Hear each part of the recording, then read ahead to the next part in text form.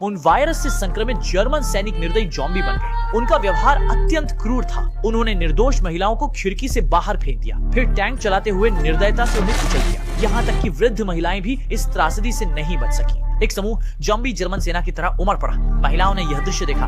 भयभीत होकर वे बुजुर्ग महिला को छोड़कर अकेले भाग निकली और बुजुर्ग महिला अफरा तफरी में दुर्भाग्य से गिर गईं। उनका सिर मिट्टी में बेरहमी से कुचल दिया गया। गश्त करते हुए टैंक कर्नल ने अचानक से दो बाहर घूम रही महिलाओं को देख लिया और बिना किसी हिचक के तोप का मुंह उनकी ओर मोड़ दिया, जिससे वे अनंत अंधकार में चली गई, सिर्फ इसलिए क्योंकि उन्होंने सुरक्षा नहीं पहनी और इस तरह का दुखद भाग्य उन्हें भुगतना पड़ा। इसलिए सभी को याद रहे कि सुरक्षा चालू रखें। इस समय और भी लोग जॉम्बी सेना में शामिल हो रहे थे। तभी अधिकारी ने नक्शे को ध्यान से देखा। एक युवा व्यक्ति ने उनका रास्ता रोक लिया और गुस्से में पूछा कि वे हमारे घर को क्यों नष्ट कर रहे हैं। बोलते हुए उसने एक पत्थर उठाया और जॉम्बी पर फेंक दिया, जो कि संयोग से एक बदनसीब के सिर पर लगा और फिर मुड़कर भाग गया।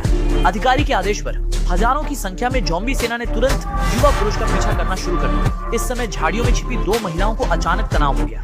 महिला ने तैयार किए हुए ग्रेनेड को जलाया और बड़ी संख्या में जॉम्बीज की ओर फेंक दिया।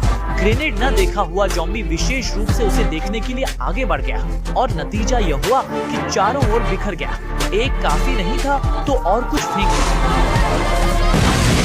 बमबारी के बाद जॉम्बी कमांडर ने उनके कार्य को भी देख लिया और अपने अधीनस्थों को उन पर गोलीबारी करने का आदेश दिया। अब फिर से देखने लायक दृश्य बन गया। औरत और दो लड़कियां आग के बीच संघर्ष कर रही थी। जब धुआं छटा तो जॉम्बी कमांडर ने दूरबीन से देखा कि वे पहले ही गायब हो चुके थे।